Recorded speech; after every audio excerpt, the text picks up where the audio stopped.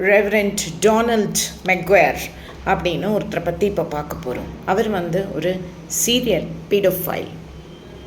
American ஜெஸ்யூட்டில் அவர் வந்து 1930லேருந்து 2017 வரைக்கும் வாழ்ந்தவர்.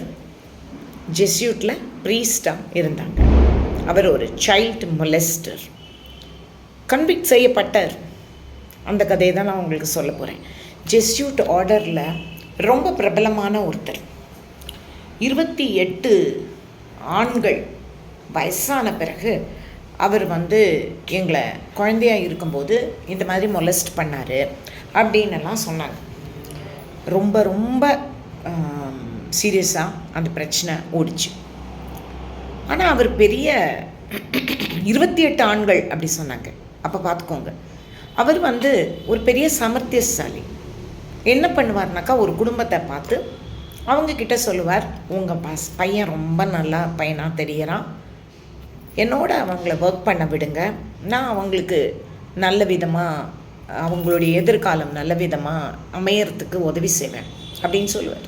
சொன்னோடனே அந்த தாய் வந்து நம்புவா, சேர்த்து விட்டுருவா இவரோட. அதுக்கப்புறம் இவர் வேலையெல்லாம் கொடுக்குற மாதிரி கொடுத்துட்டு இவரோட தங்க வச்சுப்பார். அதுக்கப்புறம் இவரோட லீலைகளெல்லாம் ஆரம்பிக்கும். 1960களில் ஜெர்மனி, 60களிலேயே ஜெர்மனி, ஆஸ்ட்ரியா அந்த மாதிரி இடங்கள்ல இருந்தெல்லாம் இவரோட அமெரிக்கன் சூப்பர்வைசருக்கு தொடர்ந்து கடிதம் வந்தது. இந்த மாதிரி அவர் வந்து மொலஸ்ட் பண்ணுறாரு அப்படின்னு குற்றச்சாட்டுகள் இருக்குது, நீங்கள் வந்து அவரை எடுத்துருங்க அப்படின்னு. ஆனால் எடுத்தாங்களா? எடுக்கலை. எல்லா இடமும் இந்தியா மாதிரி தான். லாயலா அகாடமியில் மாணவர்களை இப்படி பண்ணினார். அதையும் யாரும் கேட்கல. அப்பவும் ஆக்ஷனே எடுக்கலை.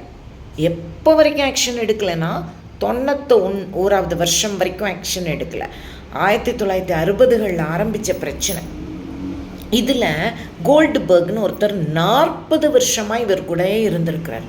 அவர் என்ன சொல்கிறாங்கன்னா, சைக்கலாஜிக்கலாக பயங்கரமாக அஃபெக்ட் ஆயிடுச்சு இந்த விஷயம். எவ்வளோ காலம் செக்ஷுவல் அப்யூஸ் 11 வயதுலேருந்து எனக்கு ஆரம்பித்தது.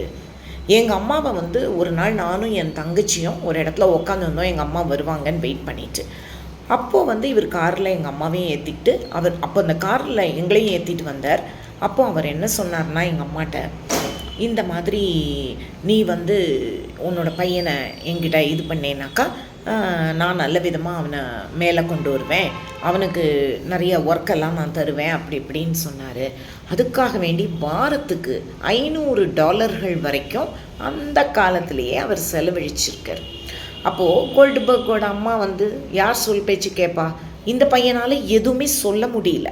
ஏன்னா இப்போல்லாம் பெண் குழந்தைங்க பாதிக்கப்படும் போது நம்ம சொல்கிறோம், ஆண் குழந்தைங்களே அமெரிக்காவிலேயே அந்த மாதிரி இருந்திருக்கிறாங்க அந்த காலத்தில், அவங்களுக்கு சொல்கிறதுக்கு இல்லை.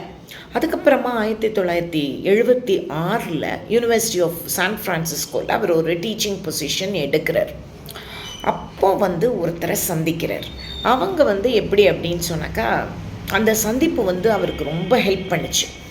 அந்த அம்மா வந்து பெரிய ஆளானாங்க பிற்காலத்தில். அவங்களோட ஸ்பிரிச்சுவல் அட்வைசராட்டு இவர் இருந்தார். எதுக்கு அப்படின்னா, மிஷனரிஸ் ஆஃப் சேரிட்டிஸில் நன்னெல்லாம் சேர்த்து விடுறதுக்கு உதவியாக இவர் வந்து என்ன மாதிரி பேசணும், என்ன செய்யணும், கொள்ளணும் அப்படின்னு எல்லாம் அவங்களுக்கு எடுத்து சொன்னார். அந்த மாதிரி ஒரு அம்மா, அந்த அம்மாவுக்கு இன்றைக்கி பிறந்த நாள், அதனால தான் இவ்வளோ நான் பேசிகிட்டு இருக்கேன். 94 ஜெஸ்யூட் ஒஃபீஷியலுக்கு அந்த அம்மா எழுதுகிறாங்க, இவ்வளோ பிரச்சனை, அதாவது தேசங்கள் மத்தியில் இவ்வளோ பிரச்சனை ஓடிட்டுருக்கு, பல தேசங்கள்லேருந்து இவரை பற்றி கம்ப்ளைண்ட் வருது. அப்போ அந்த அம்மா சொல்கிறாங்க, I have complete confidence in him, I have trust in him அப்படின்னு அந்த அம்மா சொல்கிறாங்க. அப்போது அந்த ஒஃபீஷியல் வந்து ஒருவேளை இவங்கெல்லாம் போய் சொல்லிட்டாங்களோ அப்படின்னு நினச்சி இந்த அம்மா பேரில் ஒரு நம்பிக்கை வச்சு அவர் என்ன பண்ணுறாங்கன்னா, அந்த மேற்கொண்டு அந்த விஷயத்தை வந்து கிளறாமலோ இல்லை அதை பற்றி ஒரு கரெக்டான ஒரு விஷயத்தை வந்து செய்யாமலோ விட்டுறாரு. எந்த நடவடிக்கையும் எடுக்கலை. இப்படி எத்தனை வருஷங்கள் போய் 91வது வருஷம் 1991 வரைக்கும் இந்த பிரச்சனை இப்படியே ஓடிச்சு. 2006 தான் ஜூரி ட்ரையல் வந்து அவரை 7 வருஷம் ஜெயிலில் போடுது. அப்பவும் அவ்வளோதாங்க அவருக்கு இது. அப்போது இந்த 76ல் யூனிவர்சிட்டி ஆஃப் சான் ஃப்ரான்சிஸ்கோவில் அவர் டீச்சிங் பொசிஷன் எடுத்தார். அப்போ ஒருத்தரை சந்திச்சாருன்னு சொன்னல, அது வேறு யாரும் இல்லை, அவங்க ட்ரேஸா.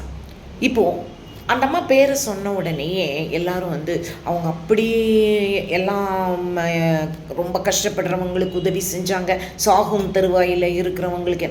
சரி, இந்த குழந்தைங்க எல்லாம் எவ்வளவு சைக்கலாஜிக்கலாக அஃபெக்ட் ஆகியிருந்திருப்பாங்க. இப்போ சொன்னவங்க இந்த 28 பேர். ஆனால் இந்த சொன்னதுலேயே அந்த கோல்டுபர்க் இருக்கார்ல, அவர் வந்து 1000 முறைகளுக்கு மேலே என்னை வந்து அவர் இந்த மாதிரி பண்ணியிருப்பார் அப்படின்னு அதுக்கு ப்ரூஃப் எல்லாம் கூட, அந்த மாதிரி அவங்க சொல்கிறதுலேருந்து இந்தந்த இடம் எல்லாமே அவங்க கரெக்டாக சொல்கிறாங்க. அப்போது 1000 முறை ஒரு பையனை வந்து சின்ன இளம் தளிர நீங்கள் இந்த மாதிரி பண்ணுறீங்க, மொலஸ்ட் பண்ணுறீங்கன்னா அது அவனுக்கு எவ்வளோ சைக்கலாஜிக்கல் இம்பேக்டை ஏற்படுத்தும், பிற்காலத்தில் அவன் எப்படிப்பட்ட ஒரு பிரஜையாக உருவாவான். சரி, இதில் சொல்லாமல் விட்டவங்க எவ்வளவோ பேர். அந்த குரலற்றவர்களின் குரலாக இந்த அம்மா இருந்திருந்ததுன்னு வைங்க, நான் அந்த அம்மாவை நிஜமாகவே போற்றி புகழ்வேன். ஆனால் அவங்க மதமாற்றத்தில் இறங்கினாங்கங்கிற காரணத்துக்காக மாத்திரம் இல்லை, இந்த விஷயம் என்னை ரொம்ப நெருடிக்கிட்டே இருந்தது. அந்த அம்மாவுக்கு இன்றைக்கி பிறந்த நாள், அந்த அன்னைக்கு அவங்கள பற்றி சொல்லணும்னு நினச்சேன், ஷேர் பண்ணிக்கிட்டேன்.